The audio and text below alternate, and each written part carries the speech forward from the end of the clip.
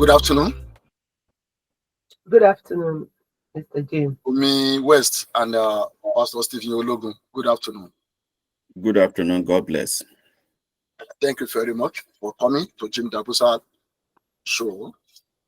We're not going to waste our time this afternoon. Our case study for today, or our topic, based on domestic violence. Domestic violence. I will start my questions straight away. Let me put it to Bumi West. What is domestic violence? Thank you, Mr. Jim Dabusa. My understanding about domestic violence is when there is no peace in a household. Domestic violence can lead to physical violence. Domestic violence is part of not communicating with whoever you are living with. A lot of things can lead to domestic violence. Thank you very much, Bumi West. Pastor Logan, in what area or in what scenario can you tell us something about domestic violence? What is domestic violence? In what way? In your own way, because as a pastor, what is domestic violence? Okay, thank you. As defined by my sister, Sister Bumi, domestic violence is conflict within household. It can either be from husband to wife, or vice versa, from wife to husband, or parent towards their children. It simply means an act of violence within the family. Maybe it involved the use of force, either physical force, with the intention of coercing or forcing someone to submit to a certain rule or principle in a way that the victim is not comfortable with. So, yeah, it happened. It is very common in almost every household, especially from our background in Africa, because we have so many things that is responsible. It could be poor understanding of religious interpretation. It could be lack of understanding or ignorance of the law, because every law frowns at domestic violence. But then we commit it without even knowing the implication of what we are doing, especially in third world countries.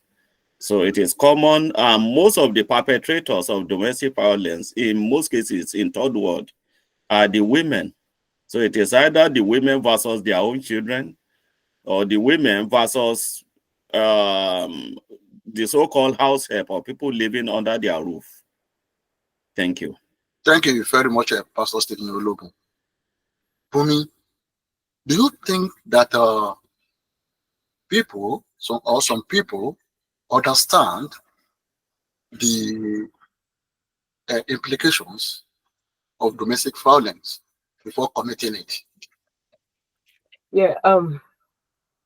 In some cases, I don't think they know the implication, or they might know the implication and brush it aside. Most people, like my pastor said, he will understand the structure of many homes. It's not built on uh, naturally knowing the cutoff mark for domestic violence. So in that situation, some people have a lot of illnesses or issues in their system. Anger issue is the most important, and not understanding the next person. Unfortunately, like Daddy said, our pastor said, if we have to go straight to the point, they are not is power intoxication, and the implication doesn't come first. If they know this consequence they are going to face doing domestic violence, they will not do it. Like where there is law in place, law that works, not commissioning the law. It's the work, it's active law. Where there is active law, the consequences is there, the implication is there. So you will comport yourself. You will have self-control. You'll be mindful of the implication. So people are aware of the implication, but because in some cases they don't train themselves to know the law, and then self-control is missing. Thank you very much, Bumi. Pastor Ologun, as Bumi have just said, do you think that those people committing this violence, on domestic violence, do you think that they really understand that there's danger behind their action? Well, that is a very difficult area, because anyone who understands the implication of something and deliberately walk into it, will call such person a fool. Now we live in UK, yeah. Let's put United Kingdom and some part of the world, especially Nigeria. Let's put them side by side. Now, in United Kingdom, there is constant reminder. People get proper information as to what is your right and what are your obligations to the system. Now, part of your right is everything that the system needs to do for you. Say you are hungry, the system will take care of your financial need. If you're out of job, if you are homeless, the system will take care of all those things. Are your rights or your expectation from the system. Then, of course, the system also constantly reminds you that you have obligation towards your neighbors, the next person living under the same roof with you. For example, in UK, it is an abuse to harass or stalk somebody. Every British, everyone living in England knows that. They know financial abuse or physical or sexual abuse, psychological or emotional torture, online or digital bullying. All these things, they are against the law in England, and people are being constantly reminded. So for this, they try their best not to play into the hand of the law. But in our own part of the world, people really understand everything. Many people did not even know the implication of the law or crime until they committed such crime. And by the time they commit the crime, it is already too late for them to start, so this thing is wrong, so I shouldn't have done this. And that's why many of them are suffering either imprisonment or severe punishment in different parts of the world, because they just play straight into the hand of the law without knowing the implication of what they are doing. And that's why we must constantly, as a people, help our people to understand the implication of anything they are doing. Even under your own roof, if you do wrong things, you can pay for it dearly. Thank you very much, Pastor Stephen Ologun. Let me go further to ask another questions from you guys. Does it really necessary for any body that committing abuse, for instance, to innocent children or adults, both young ones or old ones? We see a lot of them either in care homes, in the houses that you said, between the husbands, brothers and sisters, uncles and co. Do you think those people need rehabilitation?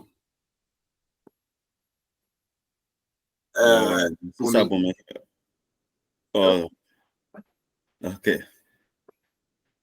Yeah, go ahead, start for me. Oh, thank you. Obviously, what Pastor said is just spot on. We need to constantly, with the help of our Jim Dabosa show, constantly hammering it that a lot of people are sick mentally. And you see, there's one thing they call contentment. There's some people that their lack of, like Pastor has said, simple facilities. And can I throw in this joke? When you are in Nigeria, I have to be straight because that's where I was brought up. They said in all these jokes now, they said when you are in Nigeria, there's a lot of prayer lines that you pray for. You pray for food, you pray for electricity. You see people surrounding transformer, praying for transformer. But when you come to England, your prayer points drop drastically, even up to 98%. Why is that? Because everything is in place to those who are contented. Same thing applies to domestic violence. I'll give you an example.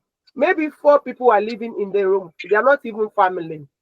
And one went to pick up a bowl of jollof rice that doesn't belong to them. If you look at it in the UK, if you pick a bowl of jollof rice I put in my fridge, honestly, it will be my happiness that you're sharing my food. But if you go to another part of the world, the same bowl of jollof rice, if somebody else picks it up and eats it, that person can die because you will physically beat him or her up. You see, the gap is too much. So, and contentment is part of it. Now we can say, weighing the two, I don't know the two scenario.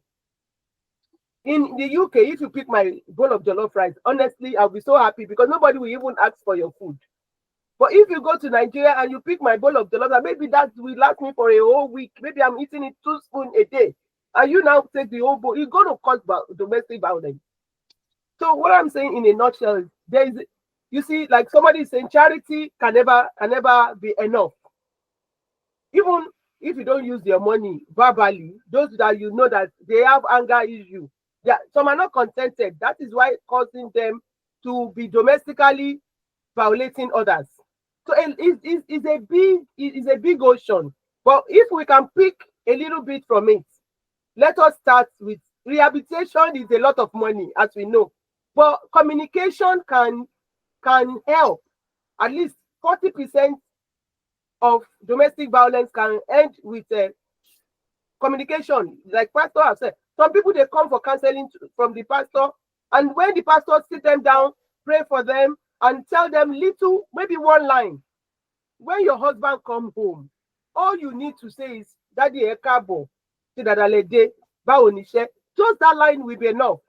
You don't want the man to open the door and say, electricity, you have to pay for electricity. The man is coming, he has faced all the routes in the bus, in the train. So I'm showing you this example that, let's start with communication. Straight up, be very, very direct with your communication, and that will help. Because rehabilitation you are talking about, everybody needs rehabilitation, but it has to cost a lot of money. But we start little by little, and if you can suggest something to people, it helps them, because not everybody know everything. Like me, I don't know everything. But when you suggest to, maybe you think I'm doing something that is not right, and it's domestic. Somebody is doing domestic thing we are talking about. Yes, violence. Yes, they are violent. Even ordinary one line we do. Please be patient. Please calm down. Change the another thing is change their ways of life, because sometimes, sir, pastor can help us in this. Some people expectation is too much, and that is what normally causes domestic violence. I will rest my case. Thank you very much, Ayabumi. Thank you for your contribution. Pastor Ologun, what is your view in what we have just said, either these people that are committing domestic violence need the rehabilitation or not, or what do you think about it? Yeah, I'm on the same page with Sister Bumi, because now when you're talking of rehabilitation, how many people are you going to rehabilitate? Because we're talking about things that will be ongoing. It is not going to go away. As long as the major causes of this problem will always be in place. So it will happen. And we know that the cause of the nucleus of every violence is abuse or overstepping of boundary. So within every household, people will overstep their boundary.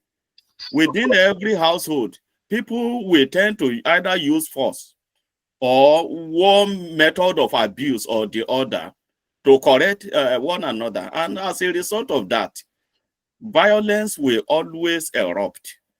Look at some of the major causes of domestic violence or domestic abuse, where abuse starts from. In our own country, for example, family upbringing, she came from one home, he came from another home. The things that are normal in the house where she's growing up is abnormal in another person's house. So how do you bring the two together under the same roof? It's a problem. Then cultural and religious belief is another problem. For example, a Ghanaian man and a Nigerian, bringing the two people together, I just paint it as a scenario. If as a Nigerian, we visit our family, by the time I want to greet my parent, I prostrate. The Ghanaian man will say, "Are you mad? What are you looking for under the table?" I bending down. We came to greet uncle. Now you are lying down. So to me, this is a way of greeting my parent. To him, it is strange. What are you looking for under the table? So when we have these differences, people, until they communicate, like my sister said, so where communication is lacking, there will be problem or financial constraint, or in most cases, women do suffer a lot, especially when they have to wait so long. Or let me put it this way, when they are facing issues of barrenness. A woman having married for a few years, no child, lo and behold, many of them, if they tell you what they are going through in their marriage, or either with in-law, with the so-called husband or whatever, you know that sometimes staying even single, you will even want to prefer it. So these are some of the causes. Or male child syndrome. Since he came to this house, this is the fifth child she's giving birth to. All of them are female. She has to leave this. I mean, the understanding is poor. And the list of causes of this violence is endless. So we cannot rehabilitate anybody. All we need is to continue to educate the public as to what is right and what is not right. Thank you very much, Pastor Sidi Ologun. Thank you very much. You cited examples, cultural and religion. On this area of religion, I can get you clearly on the cultural. You cite, picking Ghanaians and Nigerian.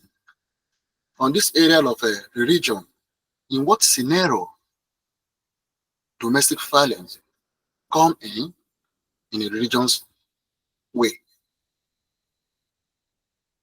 Okay, let me just stay with only one religion, Christianity. Two Christians getting married to one another. One is brought up with deeper life discipline. You know how strict the discipline is. Yes. Then another one, I will say, Mountain of Fire. Now, these two churches, they are quite strict and disciplined in their own area. So there are things they hold in high esteem. One believes that the predicament of somebody is caused by the other. Therefore, you have to pray hard for the one responsible for your predicament to either suffer or fall down and die. And the other one believe your problems has to do with holiness. So if you are holy enough and your holiness has to reflect on your dressing, on the food you eat, the environment you live, and so many other things around holiness. Now, bringing these two people to live together under the same roof, how is that going to be easy? How are they going to live without having a different interpretation of their religion, staying together peacefully when they both believe the same God in a little bit of different forms? So it will always create conflict. And conflict, the beginning of violence is conflict. Violence, conflict has to happen first for violence to follow. So this is what I mean by religious differences. So I'm not even looking at Christian and Muslim this time. I'm not looking at Christian and Hindu. I'm just staying under the same roof, Christian. Yet we have different approach to things. So this is what I mean. Okay, so you basically believe that the domestic violence also happened between Christian and Muslim. Maybe the husband is a Muslim while the wife is a Christian, and then sorry, Jim, I don't want to go into that because I don't so much have common experience of Christian versus Muslim. I am a person I deal mainly with fellow Christian. So I've seen so many things, so many differences within the Christian circle. And I always believe that the interpretation of the same Bible we are holding in different form is what is responsible. So because I have not so much lived with a Muslim under the same roof, I will not be able to say this is their understanding or this is the potential violence that can come from them. But I want to stay with the religion I know so much about, and that is Christianity. Thank you very much. Umi, why the so-called victims always return to their abusers? Thank you. With obvious reasons. With obvious reasons. When there is nowhere to go, and like we said,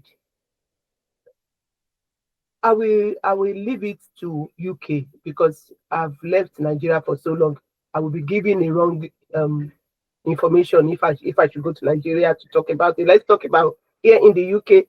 It's so easy, it's so simple, and unfortunately, married men go through domestic abuse, domestic violence more than women. The reason why they are still under the same roof is because maybe right now in the country, in the UK, the woman is the one that is making the money. She is the, unfortunately, they're going to change it to be the head of the family, the breadwinner, which is not, because I correct it in my discipline, that the men remain. I even have a Facebook account. Don't get it twisted. The men are the head of the family. Anywhere, any day. Even here in the UK, is Mr. and Mrs. They've not changed it. And I still believe in husband and wife. I still believe in a man and a woman. And that's another topic on another day. But going straight to what you're saying, the reason why they are still returning or they are still staying with whoever is abusing them is a lot of factors, is endless factor. But the factor that is obvious is the fact that what rules the world now is Almighty God. But what is the Z, that's how I put it anytime I'm making this kind of thing. The Z that rules the world is money. Money. That money call it any language, has Money is devil. everything, has turned the house itself to domestic violence, because the system will not allow you to live in a house without paying your mortgage, without paying your rent, without putting food, without heating your house. The domestic violence starts when you come into the house and the house is warm. Don't forget that you're coming from the cold. The house is warm sometimes because there is a difference. The house is warm. But for those in a domestic violence home, the person will run to the heater to see if they put the heater on. The moment you put the heater on, the problem starts. And our body temperature is not the same. So they will always return, only if in some cases verbal. Some people, they are now living together for over 10 years. They don't speak to one another. They don't talk to each other. In the same household, husband and wife, children, they don't speak to each other. The reason being that mommy have colonized the children. Your father, and this is biological, but you go on a DNA, the father is the father. But the mother have told the children, don't speak to your dad. And all the things that the daddy is doing, between the two of them, they need to ordinary, simple communication, how they started. They should always remember that. It's another topic in another day. But straight up, they will go back because of money, lack of communication. They will go back. There's no other way. Nobody will accept them. But if they have been communicating, even right now that is overcasted, they can still go back to communication slowly, and things will be resolved. Because if you are doing the same thing for the same time, it's still going to be the same result. But in a situation where you change a little bit, it's going to work. So, yeah, that's how I'm going to say it. Thank you very much, Bumi. Pastor Logan, we've heard what Bumi had just said. Why some victims constantly, repeatedly, going back to the abusers? Do they think that they don't have any place to go, or what is going on? What is happening? Yeah, it centers on many things, as my sister said. One, when there is no alternative, of course, you stay in a place where you are being abused. You stay there not because you love to, but because you don't have alternative. Secondly, you stay there or you return based on the counsel you receive.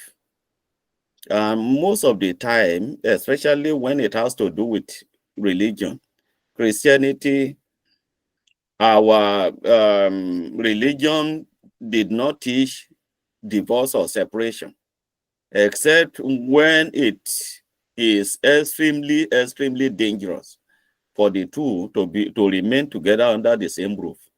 And then how do you even prove that to your pastor that, look, staying together under the same roof is extremely dangerous? So the pastor will only look at ways to say, well, in the Bible, God did not support divorce. Divorce is a sin. God hates divorce, and so on and so forth. So all these things, by the time the abuser or the victim asks you questions, but what do I do? You move around and around and around again and come back to the same point, that God hates it. So who is that person that is powerful or confident enough to do what God hates? So for that reason, they go back to the same place, and maybe they continue to suffer the same abuse, or the worst of it, you hear about his or her death in the hand of abuser. So this is major causes of people going back to suffer more pain, or in most cases death, where it is not necessary. So whenever we sense danger, the first thing is you are the one that is in it. So you are the only one who can evaluate what you are going through. If it is dangerous for you to stay in that environment, run for your life. That is not the end of life. He is the only one who is providing food. Then you mean that God Almighty cannot provide another source for you. That is why people limit the power of God. They limit their own ability, and then they suffer and die in silence. So I don't recommend people staying somewhere to suffer, except where what you are saying about your abuse or domestic violence is not true. But when genuinely it is true and you know that your life is in danger, protect that life first. And then he will leave. I mean, he will fight and run away, live to fight another day. That's my own take. Thank you very much, Pastor Stephen Ologun.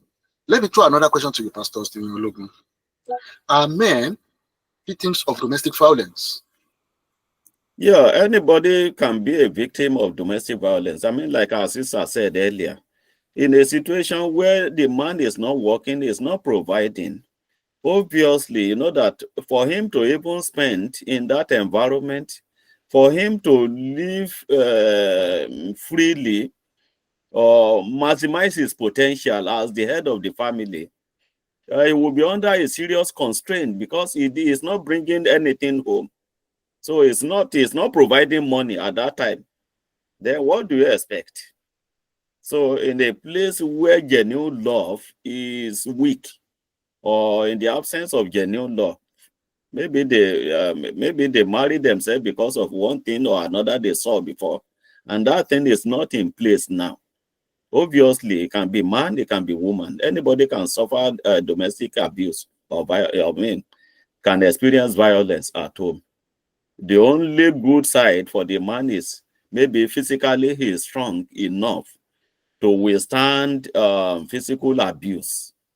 That is in certain part of the world, not in every part of the world, because in this system, if you try to display your physical strength, then the hand of the law will catch up with you to tell you that that strength you think you have is nothing compared to the power of the police. So you dare not do certain things. If a woman slap you in this system and you slap her back, believe me, raising your hand to hit a woman, you will live to regret it for so many years. That's one thing in this system. Thank you very much, Pastor Stephen Ologun. I will throw another question to you. You've mentioned about the men. Now, what of the women? Are they women also victims of domestic violence? Yeah, the most common victim of domestic violence that I've experienced or seen in this system, the most common victim are the women. And women suffer victim for various reasons. If you want to start exploring it one after the other, I don't think we are going to finish. But women too do suffer domestic violence. And children too, in most cases, they suffer domestic violence. Thank you very much, Pastor Stephen Ologun.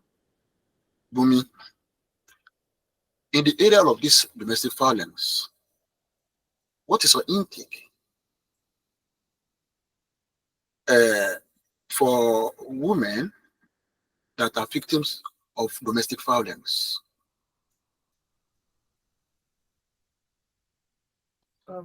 My intake, what's the question? What is your view for women that always been the victims of domestic violence? Like obvious reasons. My view is like our father in the Lord, the pastor, have said it. Is deep. It's really, really deep. And I will use my daddy's experience and explanation as a reference. For example, like exactly what he has said. Maybe some in their religion, they have to pray and the building will be shaking at the middle of the night. And this person have gone to work his work is 7 o'clock in the morning. He has to leave home at 5 a.m. It's 7 to 11, he's doing 12 hours or 11 hours. Then he's home around 12 midnight. All he needs to do in a situation like that is eat and go straight to bed to lie, getting ready for the following day. And that is when the woman started speaking in tongues. That is when the woman now started, because the pastor has said we should do midnight prayer. For the man that already got a job, that's a man that is looking good. So it's deep. Now, this woman, the man jejely told her, my wife or my partner, I'm going to be sleeping. I'm waking up 5 o'clock. I only have 4 hours to sleep. And the woman is dragging the man to come and do prayer. The woman is dragging the man. And the man said, just leave me alone. You can continue with your prayer in silence. Go to the living room. And the woman is pulling him and saying, you have to pray together. Obviously, that woman is abusing the man in my own way. And that will continue forever, because I believe is to influence the husband to be religious. It's too deep. So most of the cause of domestic violence sometimes is like self-inflated thing in our society. I can give you a lot of things like that. A woman that the husband is providing for 100%, she doesn't pay rent, she doesn't pay any bill in the UK, and the woman is now locking the husband up because she met somebody at the church. Their children want to get married. They are taking £250 worth of ashwebi, and because I'm in the choir, you have to buy one for me. And the husband said, "My actually, everything I'm earning going towards the bill. We are only little left behind." And the woman is telling the man, if you don't take the second job, I'm going to leave the house. That is domestic abuse. So in my view, if people are satisfied with their life and they are contented, and there's no outside influence in a marriage or in a relationship, I think there won't be any domestic violence, even on top of your children. Because some children, maybe they are peer pressure. Maybe I don't like anything designer. I don't. If you buy it for me, I will take it. But for me to use my hard-earned money to go and buy a designer shoe, there is a problem. I'm not going to do it. I have the money. I'm not going to do it. And I'll give you an example. I won't mention him because I'm advertising for them. One of the top notch in the sneakers industry. You will see some parents, they are working 4 jobs for the child to get a trend of one of the sneakers. And I've told my 2 young men when they were young from onset, we are not designer family. I would rather buy £25 worth of sneakers for you than spending £250 for you. And I don't mind after 3 months, even before you cheat, I can afford to buy another one. So you always have a new one. And we agreed. But in a situation where the child has been brainwashed from, pressure from the friend, there's a problem, because the child will not listen to you and it will cause domestic violence. So I don't know if, I've answered. Yeah, thank you very much. Thank you very much. Before we go, Pastor Logan, just about 2 minutes. What is your contribution for what women have just said before we go now? Yeah, that's exactly the same thing, because if you don't learn to cut your coat according to the size of your material, there will be trouble. And most of the trouble we see in homes today is A, comparing themselves with B. You want to live like B. You have forgotten that the priorities of B is not the same thing as your own priority. So why must you live your life or be forced to live your life the way another person is living? The moment you bring that, you import another person's way of life into your home, and you want to enforce that on your family, you are creating problem. And action will always beget reaction. So if you create problem for someone, of course, you will expect him to react. And most of the time, reaction is always far greater than the first action. So you give somebody 1 slap, it's going to return it with 3 for him or her to be satisfied. That is as simple as that. Thank you very much, Pastor Stephen Ologun. Bumi West, thank you very much for coming.